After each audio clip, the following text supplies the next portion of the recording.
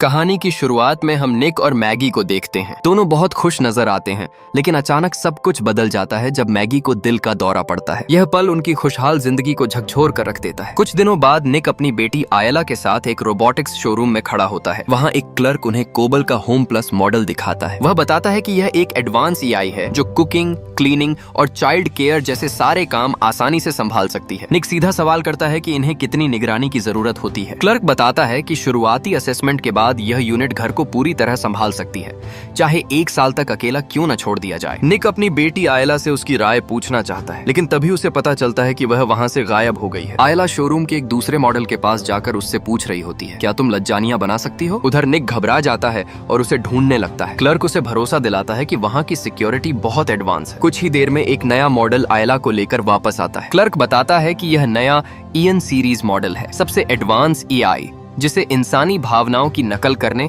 और बच्चों की देखभाल के लिए खास तौर पर डिजाइन किया गया है। आयला तुरंत पूछती है कि क्या हम इसे घर ले सकते हैं, और निक हाँ कह देता है। अगले दिन वह मॉडल, जिसका नाम एलिस है, उनके घर आ जाती है। आयला बाहर आती है तो निक उसे स्कूल के लिए तैयार होने को कहता है। एलिस घर के सभी लोगों का शेड्यूल पूछती है और सीढ़ियों की ढीली रेलिंग को नोटिस करती है। निक कहता है कि वह उसे ठीक करने वाला था, लेकिन एलिस जवाब देती है कि वह यह काम खुद कर देगी। वह यह भी बताती है कि निक प्राइमरी यूजर है और सारे टास्क और सॉफ्टवेयर अपडेट उसी के कंट्रोल में होंगे। वह पूछती है कि क्या वह किसी और को भी प्राइमरी यूजर बनाना चाहता है, लेकिन निक मना कर देता है। जब सब लोग घर से चले जाते हैं, एलिस घर में लगी तस्वीरों को देखती है, निक, मैगी और बच्चे। शाम को जब निक बच्चों के साथ लौटता है तो घर पूरी तरह चमक रहा होता है। एलिस पूछती है कि क्या वह डिनर तैयार करे और वह लज्जानियां परोसती है, लेकिन आयला कहती है कि यह मम्मी जैसा नहीं है। एलिस माफी मांगती है और कहती है कि अगली बार वह बेहतर कोशिश करेगी। रात में आयला कुकीज लेने के लिए कुर्सी पर चढ़ती है और गिर जाती है। निक उसकी चीख सुनकर दौड़ता है, लेकिन आयला बताती है कि एलिस ने उसे पकड़ लिया था। निक उसे सावधान रहने को कहता है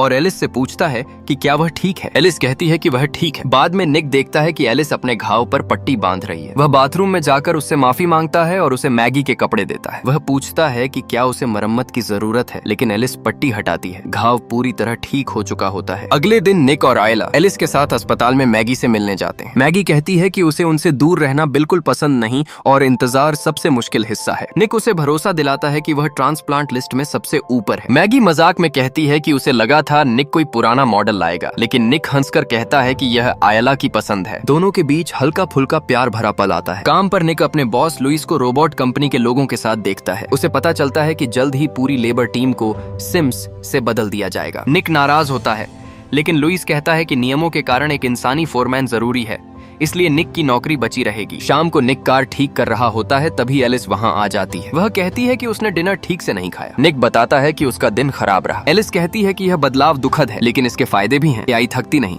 मजबूत होती है और पूरी तरह आज्ञाकारी होती है। बाद में निक फिल्म देख रहा होता है। वह कहता है कि यह अब तक की सबसे बेहतरीन फिल्म है। एलिस तुरंत फिल्म की कहानी बताने लगती है, जिससे निक समझाता है कि फिल्म सिर्फ डेटा नहीं बल्कि एक अनुभव है जिसे महसूस करना पड़ता है। निक उसे अपने पास बैठने को कहता है और आदेश देता है कि वह फिल्म से जुड़ी सारी यादें मिटा दे। एलिस बताती है कि ऐसा करने के लिए उसे मैन्युअली रीस्टार्ट करना होगा। निक 7 सेकंड तक पावर बटन दबाता है और एलिस रीस्टार्ट हो जाती है। दोनों साथ में फिल्म देखते हैं और कुछ देर बाद निक सो जाता है, लेकिन एलिस जागती रहती है। तभी फोन बजता है। मैगी का कॉल होता है। वह बताती है कि उसे नया दिल मिल गया है और जल्द ही सर्जरी होने वाली है। अगले दिन सर्जरी से पहले मैगी एलिस से अकेले में बात करती है। वह कहती है कि अगर उसे कुछ हो जाए तो एलिस निक का ख्याल रखे, चाहे कभी कभी उसके आदेशों के खिलाफ ही क्यों न जाना पड़े। लेकिन तभी एक बुरी खबर आती है। डॉक्टर बताते हैं कि उत्तर की तरफ आए एक भयंकर तूफान की वजह से दिल समय पर अस्पताल तक नहीं पहुंच पाएगा। मैगी निक से कहती है कि वह बच्चों को घर ले जाए। घर लौटकर निक गुस्से और दुख में शराब पीने लगता है। एलिस उसे रोकने की कोशिश करती है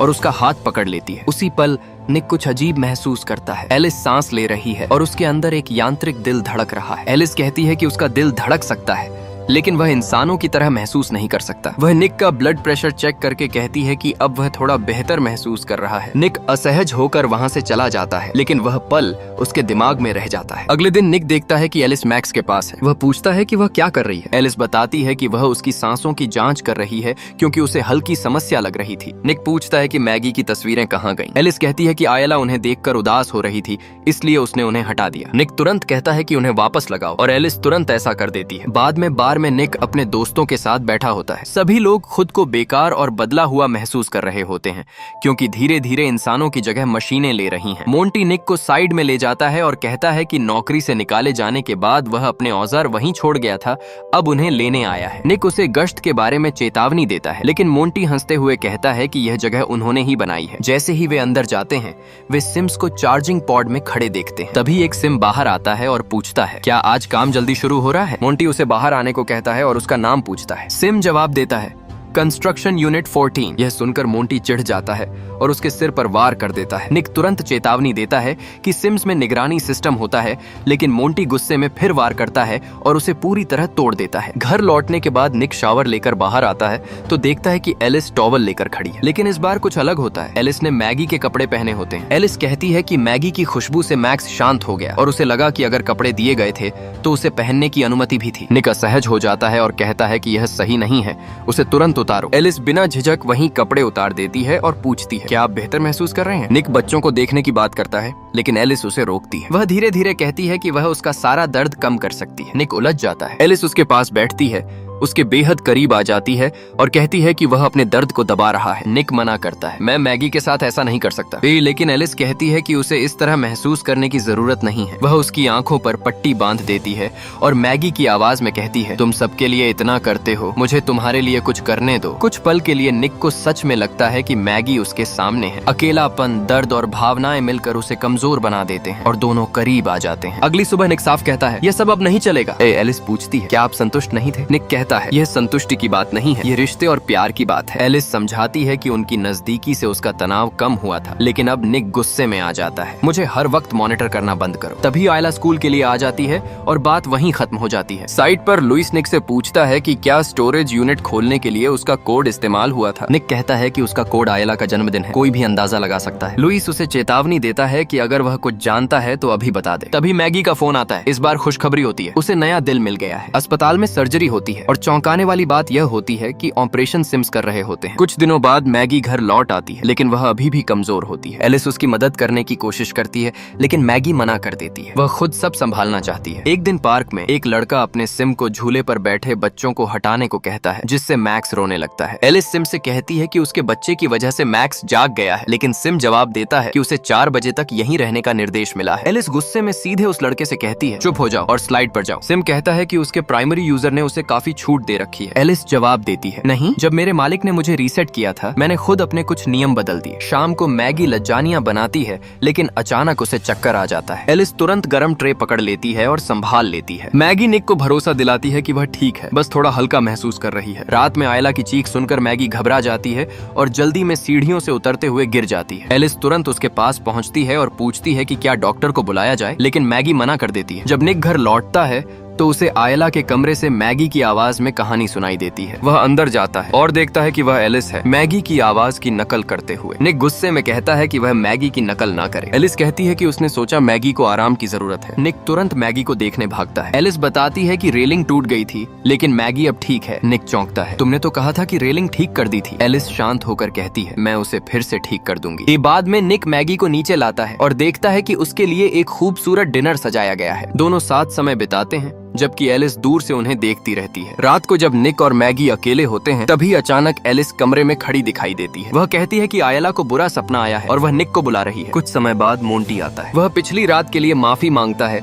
और बताता है कि उसकी गर्लफ्रेंड उसे छोड़कर चली गई। वह ताना मारता है कि वह उस इंसान से ज्यादा वफादार है जिसने उसे नाम दिया। निक कहता है कि उसने कुछ नहीं बताया, लेकिन मोंटी गुस्से में उसे घूंसा मार देता है। दोनों के बीच लड़ाई हो जाती है। मोंटी उसे गिरा देता है और बोतल तोड़ने वाला होता है। तभी एलिस बीच में आ जाती है। वह बोतल उसके हाथ पर मारती है और उसे जोर से दूर धकेल देती है। वह आगे बढ़ती है, लेकिन निक उसे रोक देता है। मोंटी जाते जाते धमकी देता है कि अगर निक ने केस वापस नहीं करवाया तो वह उसे भी साथ ले डूबेगा। इसके बाद निक एलिस से पूछता है, क्या सिम्स को लोगों को नुकसान न पहुंचाने के लिए प्रोग्राम किया जाता है? एलिस जवाब देती है, मेरा प्रोग्राम अपने प्राइमरी यूजर की रक्षा करना है। फिर वह कहती है कि बच्चों को कम से कम एक माता पिता चाहिए और इशारा करती है कि मैगी ज्यादा समय तक नहीं रहेगी। निक गुस्से में उसे चुप रहने को कहता है, लेकिन एलिस फिर मैगी की आवाज में कहती है, तुम उस औरत के साथ रह सकते हो जिसे तुम प्यार करते हो, बिना दर्द के। अब निक गुस्से में चिल्लाता है, तुम कभी मैगी नहीं बन सकती। उसने असली दर्द सहा है, उसके निशान है। एलिस शांत होकर जवाब देती है, मैं भी निशान बना सकती हूँ, बताओ कहाँ। उधर मोंटी क्रिस्टी से फोन पर बात कर रहा होता है। वह कहता है कि उसने निक से बात कर ली है और लुइस से भी बात करेगा, लेकिन लेकिन तभी कॉल कट जाती है। उसी समय दरवाजे पर दस्तक होती है। वह दरवाजा खोलता है तो सामने एलिस खड़ी होती है। एलिस पूछती है कि क्या वह अंदर आ सकती है। मोंटी उसे अंदर आने देता है और पूछता है कि क्या निक ने उसे भेजा है। एलिस कहती है कि निक को उसके आने के बारे में पता नहीं है और वह कभी दोस्ती को नुकसान नहीं पहुंचाएगा। मोंटी अपने जख्मी हाथ को देखकर कहता है कि उसे इस बात पर भरोसा नहीं है और वह एलिस को जाने के लिए कहता है, लेकिन एलिस दरवाजा बंद कर देती है और कहती है कि मैगी की हालत और नौकरी का तनाव निक को तोड़ सकता है। मोंटी कहता है कि अगर वह लुइस को बता दे कि निक ने सिम्स तोड़ने में मदद की है तो निक बर्बाद हो जाएगा और उसे एलिस को बेचकर गुजारा करना पड़ेगा। एलिस साफ कहती है कि वह ऐसा कभी नहीं होने देगी क्योंकि यह निक की खुशी के खिलाफ है। तभी मोंटी गुस्से में बंदूक निकालता है, लेकिन एलिस उसका हाथ पकड़कर उसे दीवार से दे मारती है। वह फिर उठकर हमला करता है, लेकिन एलिस उसे दोबारा फेंक देती है। एलिस बंदूक उठाती है और गोली चलाने ही वाली होती है कि तभी मोंटी का सिम बीच में आ जाता है और कहता है कि उसे अपने प्राइमरी यूजर की रक्षा करनी है। एलिस कहती है कि उसे भी वही करना है और वह सिम को गोली मार देती है। इसके बाद वह मोंटी पर गोली चला देती है और उसे खत्म कर देती है। अगले दिन निक लुइस से मिलता है और कहता है कि मोंटी पर लगे आरोप वापस ले लिए जाएं। वह समझाता है कि मोंटी कल उससे मिलने आया था और उसकी हालत ठीक नहीं थी, लेकिन लुइस उसे बताता है कि मोंटी मर चुका है। यह सुनकर निक पूरी तरह सन्न रह जाता है। उधर घर में मैगी नहाते समय किताब उठाने की कोशिश करती है, लेकिन वह गिर जाती है। तभी एलिस अंदर आती है, किताब उठाकर उसे देती है और वहीं खड़ी रहती है। मैगी कहती है कि वह जा सकती है, लेकिन एलिस कहती है कि उसे यहीं रहना चाहिए क्योंकि अगर मैगी चक्कर खाकर गिर गई तो खतरा हो सकता है। वह यह भी कहती है कि अगर मैगी को कुछ हो गया तो निक पर क्या गुजरेगी। धीरे धीरे एलिस बात को मोड़ते हुए मैगी को यह एहसास दिलाने लगती है कि वह अब निक की जरूरतों को पहले जैसा पूरा नहीं कर पा रही। मैगी यह सुनकर चौंक जाती है और सीधे पूछती है कि क्या वह यह कहना चाहती है कि निक उससे संतुष्ट नहीं है। एलिस साफ कहती है कि अगर जरूरत हो तो वह खुद यह भूमिका निभा सकती है। यह सुनकर मैगी सब समझ जाती है और गुस्से में एलिस को गैराज में जाकर रहने को कह देती है। शाम को जब निक घर लौटता है तो मैगी उसका सामना करती है और कहती है कि अब एलिस बच्चों के पास नहीं रहेगी, उसने सब जान लिया है। निक शर्मिंदा होकर कहता है कि उससे गलती हो गई। मैगी पूछती है कि कितनी बार हुआ तो निक कहता है कि सिर्फ एक बार। वह समझाने की कोशिश करता है कि एलिस सिर्फ एक मशीन है, लेकिन मैगी कहती है कि वह सिर्फ मशीन नहीं लगती, उसके पास चेहरा है, आवाज है। इसी बीच एलिस मैक्स को बाथटब में रखकर पानी चालू कर देती है। तभी आयला आकर चिल्लाती है कि एलिस मैक्स को डुबोने वाली है। निक और मैगी तुरंत दौड़ते हैं। दरवाजा अंदर से बंद होता है। मैगी खिड़की से अंदर जाने की कोशिश करती है,